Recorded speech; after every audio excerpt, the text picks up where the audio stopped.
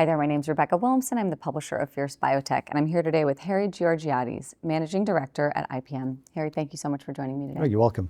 To kick us off, tell me, as we look at today's life sciences landscape, from your vantage point, what is the single biggest shift in how biopharma companies need to operate today compared to just a few years ago? Your strategy and science have to be the correct ones. But what's going to differentiate companies are the ones that can execute effectively.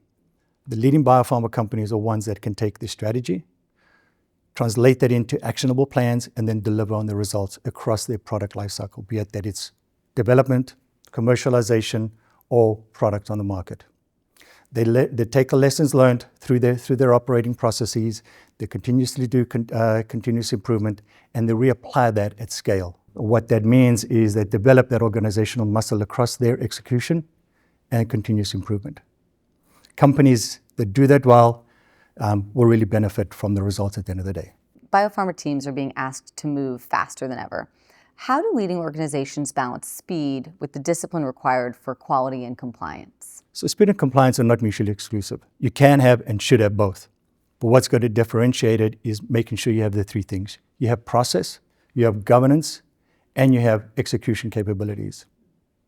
The companies that do that well, not only will they focus on how they do things, but they're able to translate that strategy very, very quickly into what they do.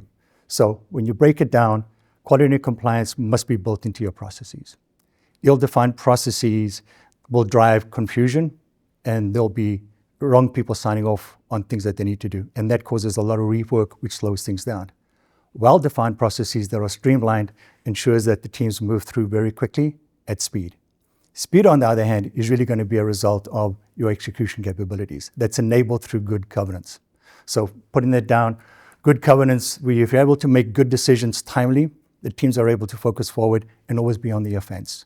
But they're able to then operate within the processes without missteps. That ensures everyone is informed, the right people have the accountability, and there's transparency and visibility to everything that everyone does. Now, when tech transfers or manufacturing transitions start to go off track, tell me, what's the earliest warning sign that leaders should look for?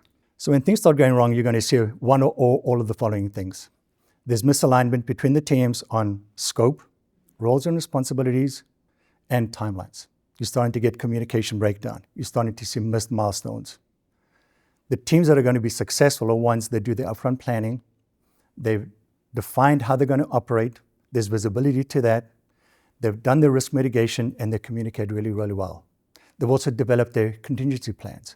So when things go wrong, they know what they need to do, and they operate as one. That is so important and very easy to establish right at the beginning of the engagement. Now tell me, with tighter budgets and higher scrutiny, what will differentiate the biopharma organizations that outperform over the next few years? So strategy and your science have to be the correct ones. But execution excellence will be the differentiating factor. The leading biopharma companies are ones that can take their strong strategy, translate that into actionable plans, and then deliver on those results across their product lifecycle, be it that is through your development, commercialization, or product that's on the market.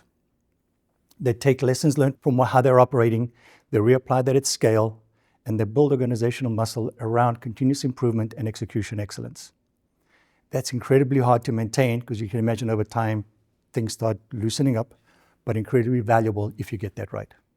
So my closing question for you, tell me, looking ahead, what is the one strategic move or investment that life science organizations need to make today to ensure they remain competitive tomorrow?